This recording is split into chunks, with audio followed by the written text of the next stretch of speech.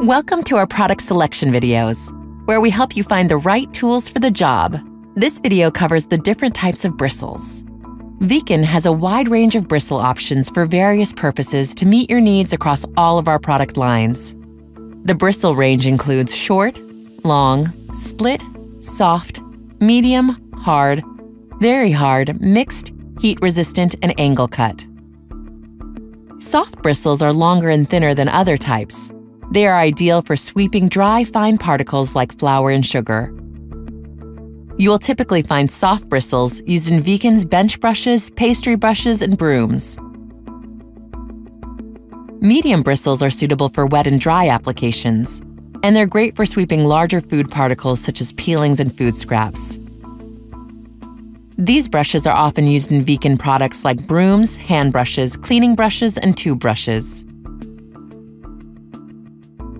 Hard or very hard bristles are typically shorter and thicker. They are perfect for scrubbing difficult or stuck material in both wet and dry environments.